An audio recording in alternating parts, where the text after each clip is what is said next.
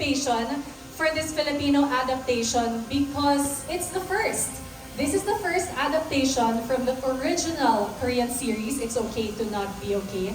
So ang laking bagay, di ba? Pilipinas ang nauna. And of course, when the series came out in 2020, it was such a big hit, of course, because it tackled mental health, di ba?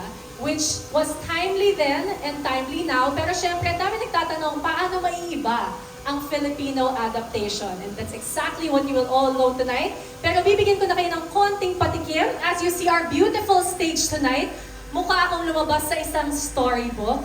Diba? Ang ganda ng stage. I love it. And that's because, of course, at ABS-CBN Studios, we aim to tell the best stories. So in this series, and if you watch the original, bida ang mga animation, di ba? At syempre, for the Filipino adaptation, bibida din ang ating brilliant Filipino animators and illustrations. So I'm looking forward to that. And as always, syempre, kapag Pinoy, meron talagang family aspect na lalaki within the story. And of course, ang tatak kilig ng mga Filipino series. So, it's time to officially welcome one by one ang mga umupo sa chairs that you see on stage to tell you more about this super exciting project. Please welcome the creative producer of It's Okay to Not Be Okay, the Filipino adaptation. Let's give it up for Sir Henry King Kitain.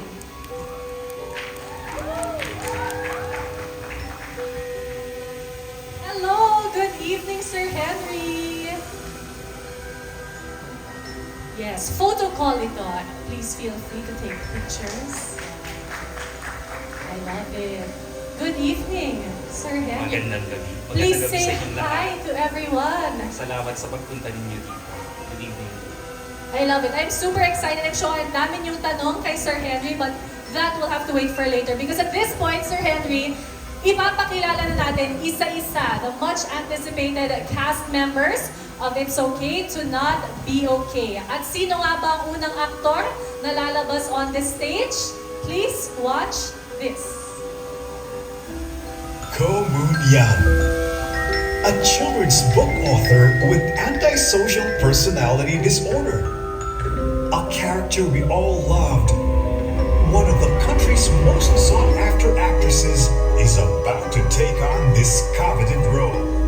Anne Curtis is all set to show her take as Emilia Mia Hernandez in the Philippine version of one of South Korea's highly popular series, It's Okay to Not Be Okay. Please welcome our Mia for It's Okay to Not Be Okay, Miss Anne Curtis! Hello, Anne! Diyosa naman talaga. Grabe. Go ahead and grab your mic and please say hi to everyone. Hello, good evening po sa inyong lahat. I'm so excited to be here and officially be announced as one of the cast members of It's Okay to Not Be Okay. Kitang-kita sa ngiti niya kung gaano siya ka-excited talaga for this project and she will be talking more about that later on. Pero agad-agad, let us welcome the next actor to be part of this cast. Please watch this. Moon Sang-tae, an aspiring illustrator with a traumatic experience. A character we all cared for. Carlo Aquino is ready to show his versatility as he takes on a challenging role as Matthew Matmat Gonzalez. It's okay to not be okay. Please welcome Matmat, Mr. Carlo Aquino!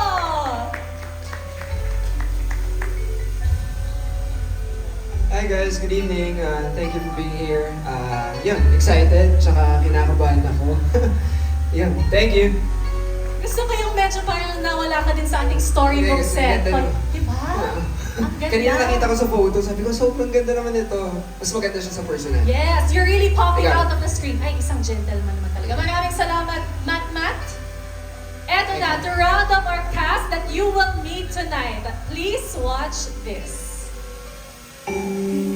Moon Gang-tae, a responsible brother, a caring son, a character we all rooted for.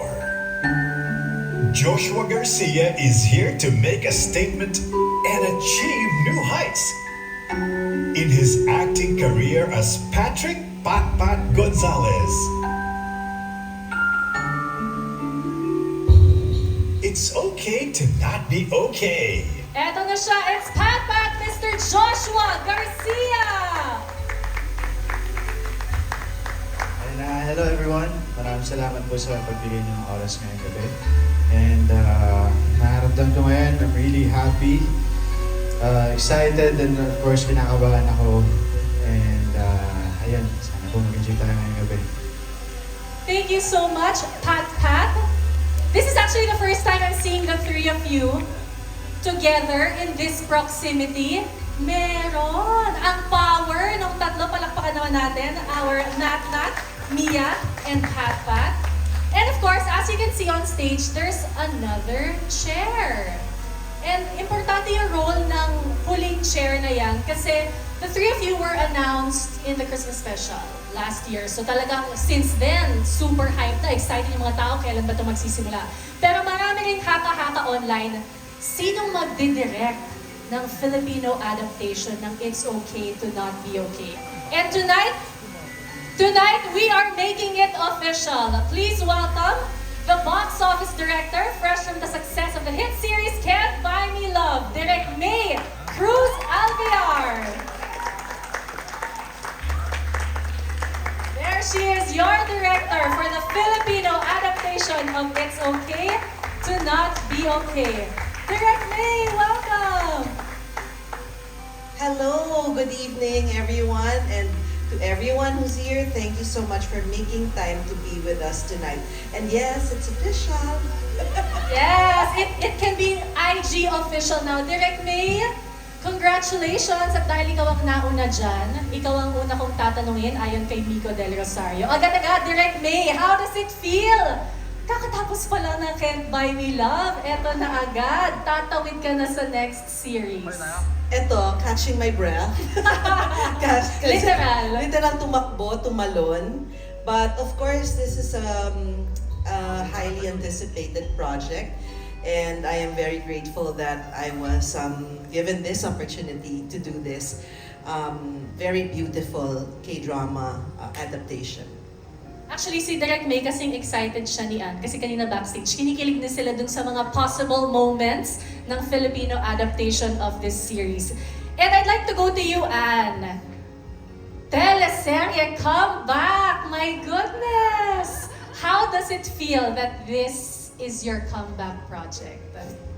It's definitely worth it. Alam mo yun, siguro hindi naman ako mag-a-accept ng isang project if I didn't feel it was worth leaving my family for a little bit to shoot. So when they offered this to me, it was an instant yes because I love the original and I couldn't let it pass. Actually, bibigyan namin kayo ng konting insider story because nalaman ko from Anne na she really gave a heads up for this role. Ganon niya kagusto magawa yung project na to. Yes. So the moment I watched this series in 2021, I actually called Viva, my manager, Miss Veronique, and asked her, Ate, kung magbabalik ako sa series, parang I think I would like to do It's Okay to Not Be Okay. Can Viva please check if we could get the rights for it? After a week, bumalik siya sa akin, sabi niya sa akin, Anne, nasa ABS na siya. Sabi ko, oh, so sabi ko, okay, well, if ever hindi matuloy, guys, keep me in mind. And then, Pero eto na nga mukhang nakatadhana para sa'yo ang role na ito because Mia still ended on your lap. yes, I'm so happy. Thank you very much. Patikim naman to ng mga looks na makikita natin sa teleserye. At grabe, ang ganda, Diyosa talaga yung lumabas. Thank you. Ayun, I mean, if you looked at the original, it's also storytelling through fashion, and which is something that I love. So, sobra din akong excited. Pinag-uusapan na namin ni Direk how we're gonna tackle it, and the best way to make it our own also. So may Filipino touch. Nice. Exciting. Pumunta naman tayo dito kay Carlo. So this project was offered to you a while back and you said yes. And in fairness, ang dami na nangyari between then and now, pero hindi mo binitawan yung project na to. Bakit?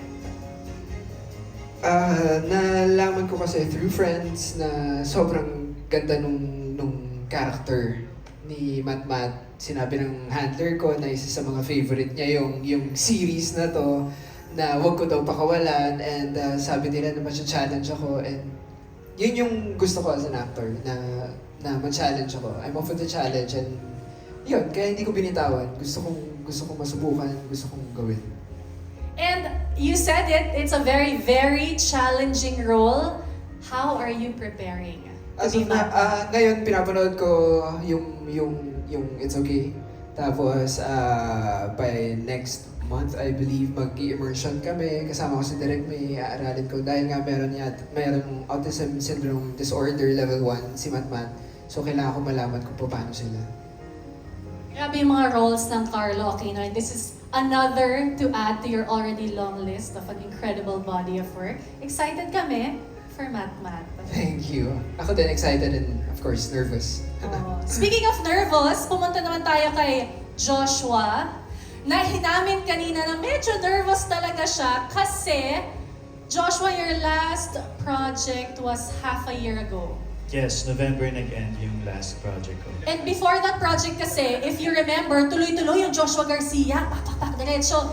And dito, medyo napahinga ka. Napahinga So sabi naman. mo kanina, ninenervyos ka kasi. Babalik na ulit sa series. Parang napahinga yung arte ko eh. So parang diesel eh. Alam mo yung kailangan palagi mong ginagawa. Ayan. Sabi niya, paano pa daw kasi kaya siya, diba? 6 months, 10 years. Ikaw, Carlo, last series. How many years ago? A year ago. Iba-ibang level. Direct may good luck sa different levels that you will get sa seryeng ito. So yes, Joshua, of course, si Kim So-yoon, isa sa mga pinakamalaking actors of Korea right now. Do you feel any pressure right now? Of course. Oo naman, nandun yung pressure. Pero sa ngayon, nag-focus na lang ako dun sa role ko na sana mabigyan ko ng justice yung role ko kasi mas maikikwento namin yung kabuuan din ng story kasi mas mahaba din yung sa atin, di ba? Ayan. So, focus muna ako dun sa pag-prepare ko sa role as Patrick Gonzalez. Ayan.